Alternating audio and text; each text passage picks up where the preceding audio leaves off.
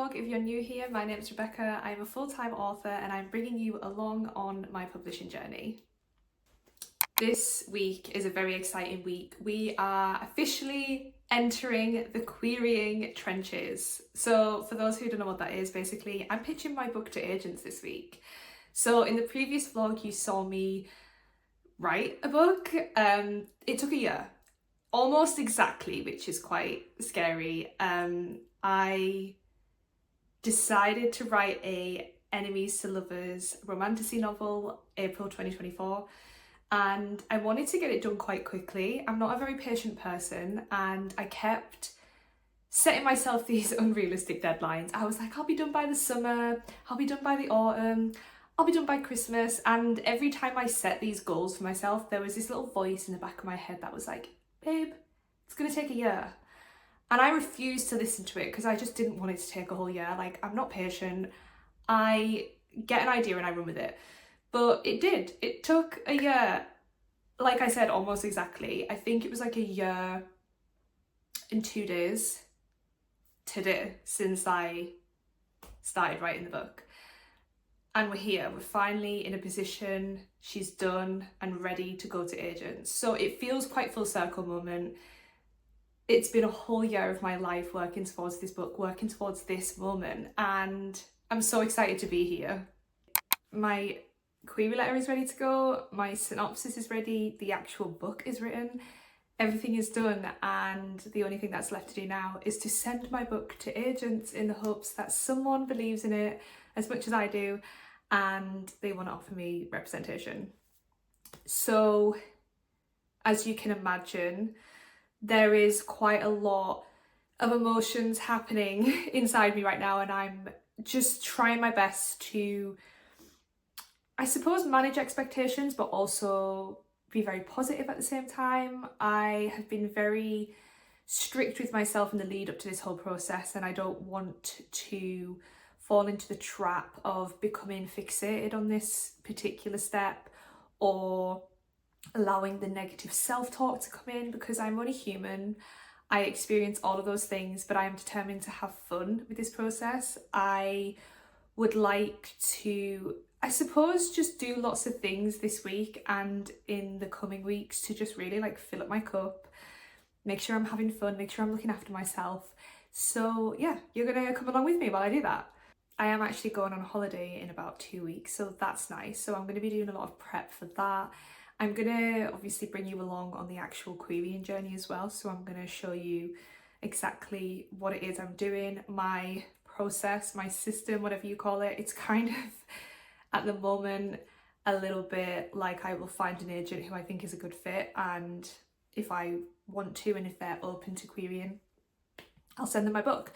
So the plan is to do 10 this week and then pause, because what I would like to do is send them in batches of 10, wait until I start receiving some responses. You know, if I send out 10 agents, not that I'm wanting this outcome, but if I send my book to 10 agents and I receive 10 rejections, then that tells me there's something wrong with the pitch, the book, and I need to go back and work on something. So what I don't want to do is send my book to every agent on my wish list to then realise there's a big issue with something, and yeah, that's just not what I want. So I'm just going to work in batches of 10.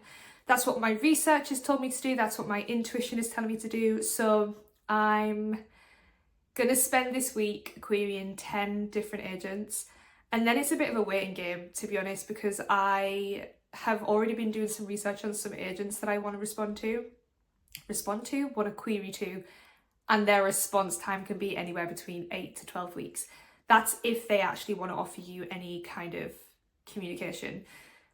If you don't hear back from a lot of them, that means a no. So yeah, it's a lot of waiting around. I think the best sort of strategy to have going into this is to send the query and almost forget about it. And then if I get a response, great. If I don't, then it's like, whatever, I kind of forgot about it anyway. Hopefully. Probably not. I don't forget things, but you know, I do think I need to work on lots of surrendering, which is why I don't know, I feel like I need to kind of be doing other things to keep me distracted almost. So my plan for the next couple of weeks is to really up my content game, which is why I'm vlogging. I'm gonna work on my TikTok as well as my Instagram, prep for going away, and whilst I'm away on holiday, I'm gonna start to plan in my head book 2. And then when I get back, I'll probably get back into the outlining process and maybe do some writing, because I don't want to necessarily rush into writing this time. With book 1, I definitely think I was a bit of a like, I'm a pantser. I don't plan my books usually, but I think with romantasy you need to plan a bit more. That's a personal preference, but I definitely want to plan more for book 2 before I start writing. But I also don't want my practice to get lost. Like, I want to keep writing as much as possible just to keep that muscle exercised. So who knows what I'm going to end up doing. I might just start working on like a fun little side project just to keep the writing up. I don't know, but for now I'm just going to focus on content and showing you guys what querying week looks like, because this is the whole reason why I wanted to start this series anyway, is to just give you like an accurate representation of what it's like. I'm not gonna lie, I think, if I'm being completely honest, I'm anticipating it being quite anticlimactic almost, because I've been working for this moment for a year. This exact week, this exact minute that I'm sitting in right now, I've been waiting for this for a year. And I have a feeling I'm going to go ahead and send the emails, and then I'm going to be like, oh, and now what? Now we wait. Like, what do you mean the response isn't immediate? Especially for me, my career so far has been on Wattpad, where when I post a chapter, I get immediate feedback and hype, and that's great. Yeah, it's just not going to be the case, I imagine, for this instance. So I promised you honest, I promised you transparent, so we're gonna see what it is. But I want to enjoy it. That's not to say I'm not going to enjoy it. You know, I think managing expectations, being proud of myself and celebrating the fact that I am here, I am finally querying, I'm definitely going to celebrate this week. I just want to manage my expectations and know that when I send this email off, there aren't going to be people waiting with balloons and banners celebrating for me. Like, it's just not going to happen. I would love that, but it's probably not going to happen. So how do I celebrate that with my close friends and family? How do I celebrate that with myself? Because I do want to get better at celebrating my successes. And this is huge. This is a huge week. I want to make a big deal out of it because I'm extra as fuck. I want to celebrate this. I want to romanticize the experience. Like, holy crap, I am querying after a year of working towards this. It needs celebrating. So come celebrate with me. Okay, it's recording. I feel like I should have a crystal or something. Do you want me to go grab you a crystal? No, you need to grab a crystal, don't you? No, it's fine. You're my crystal. Right. So, seeking representation. Yeah. You think it looks alright formatted? Yeah, it looks fine to No me. more multiple file versions. Yeah, that's fine. Right. Are you ready? Yeah. You ready? Should we do it? Yeah, I've got you. I've got you. Okay, 3, 2, 1. Yeah. Oh. Well done. Thank you. And now we win. Yeah. So you just saw a clip of me sending my first official query off. I filmed it for TikTok, which is why you got the vertical version of it. I wanted to insert that in this vlog because I feel like that was a big monumental moment. It was my first official query. My husband was with me. I wanted to make it a big deal, you know, why not? But I am now in my office and yeah, I need to do more queries. That was literally, I just wanted to film the first one. I'm not going to do that for all of them. I am going to sit now and query another 3 or 4 today. I'm just going to do it in dribs and drabs because I'm personalising each one to the agent. So it takes a bit of time. Each agent asks for different things as well. So I'm just going to spend the next hour or so looking and querying about 3 or 4 different agents, and that should take my total number to 6 or 7, and I'm working in batches of 10, so we're nearly done with this batch. I'm just taking it nice and easy. I'm slowly easing myself into this, so yeah, come with me while I query some more agents.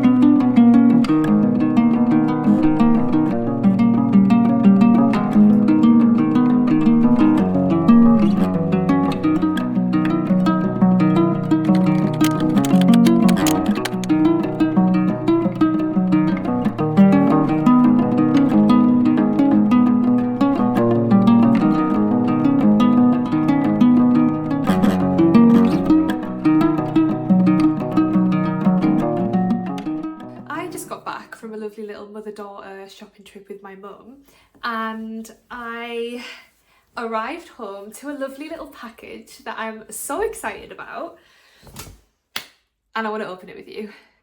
I've been on the Fairyloot subscription waitlist for I think almost a year, and I got an email last month finally saying that I had arrived at the front of the queue. So I am now a Fairyloot subscriber. How pretty is just the box alone? Like, I think I might keep the box. Anyway, it's book related. I thought we could open it together and you can get my live reaction. I have no idea what the book is because I deliberately haven't looked because I wanted it to be a surprise. So, oh, you are getting my complete and utter raw reaction. I have the Romantasy adult subscription as well. So let's see. Wait, can you see this? I'm gonna wait, let's try and get into shot. There we go, that's a bit better. Obviously this is not the aesthetic unboxing that you probably want, but as time gets on I might get better at that. Okay. Oh, it comes in like a proper little bag pouchy thing. Wait, do I read this first or last? I might read it last because it might spoil it.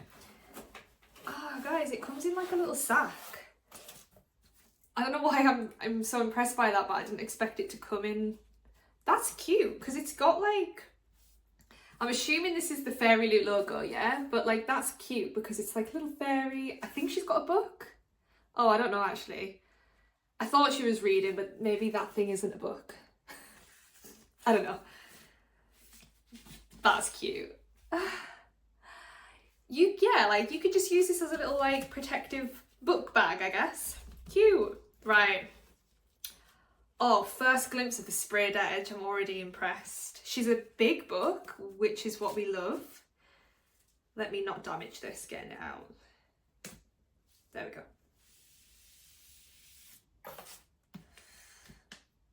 Oh, wow. That's beautiful. The Wind Weaver. Wait, I feel like I've heard of this. Stunning. Look at that. It's a full, the whole way around. Right, sorry. I feel like I've just had a complete moment alone with the book. I've not even shown the camera yet. Okay. That's the front cover. Lovely little bit of foiling, as you can see in the light reflecting off it. I love this detailing up here, by the way. I am one of those people who, when I look at a front cover, I will stare at it and analyse everything on it. I'm like, there's a reason there are birds and feathers and this triangle thing must mean something. Like, I don't know if anyone else does that, but I overanalyze covers. And when it comes to my book getting a cover, I'm going to be dropping all sorts of hints in it, hopefully. I don't really know how much of a say I'm going to have in it, but hey-ho. So, yeah, anyway, back to the book. Lovely gold foiling. Spine. Sorry, I'm just like looking at it myself. That's beautiful. I love that. I'm assuming that's going to continue into the book. I'm going to open it in a minute. Don't worry. I'm going to have the whole thing. So, The Wind Weaver by Julie Johnson. I feel like I have heard of this book. Wait, let me take the sleeve jacket off. I'm going to look at that later. But that, even this like has foiling on it. You know, I'm just trying to like bounce it in the light. That's beautiful. I've never known it to have foiling on the inner like paper page. Like obviously it's quite common to have it on these harder bits, but that's so beautiful. Like the attention to detail. I'm just really obsessed with the feathers on the sprayed edge. Oh, two? Not one, but two morally grey looking men. Oh god. Is this a Why Choose? I've not read a Why Choose yet and I'm really excited to. This could be my first. I mean... Wow. Again, they're both foiled. Can you see it on the light, reflected in the light? Oh my word. Wait, I see pointy ears. I think this might be a fair book.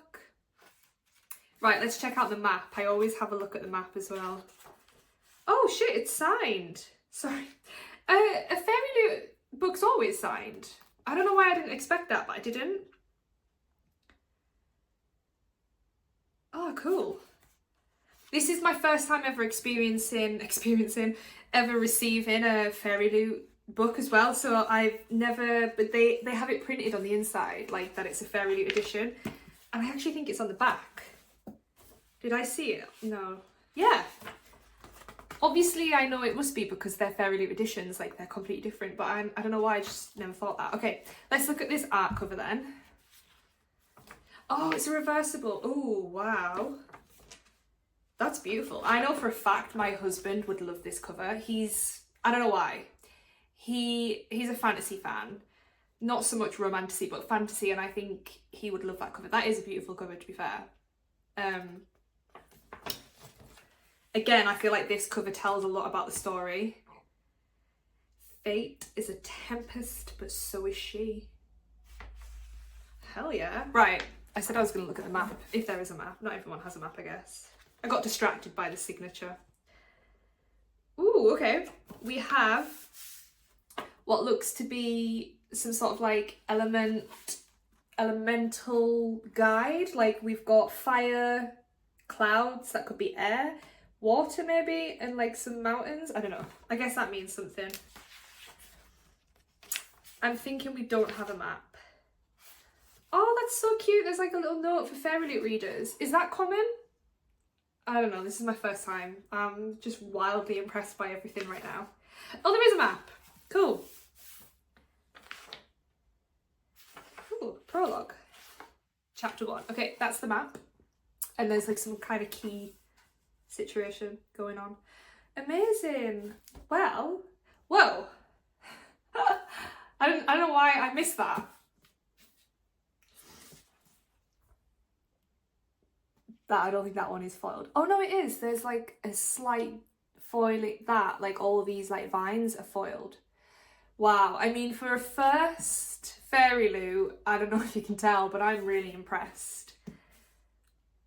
I don't even know what it's about. I need to read the blurb. I mean, I'm already kind of sold just on the cover and the artwork alone. I am obsessed, truly, with this. Like, I mean, I would have that framed.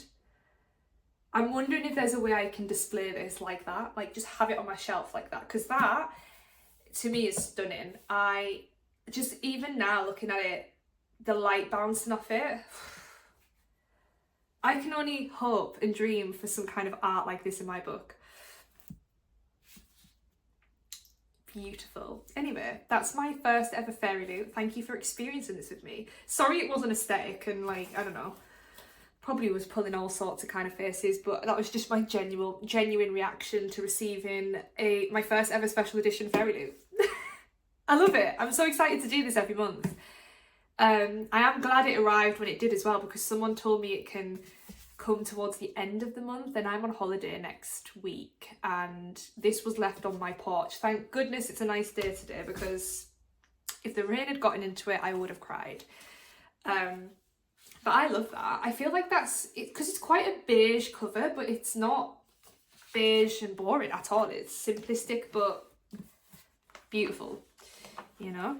Sometimes less is more when it comes to these kind of things. But yeah, anyway, thank you for experiencing my first ever Fairyloot unboxing with me.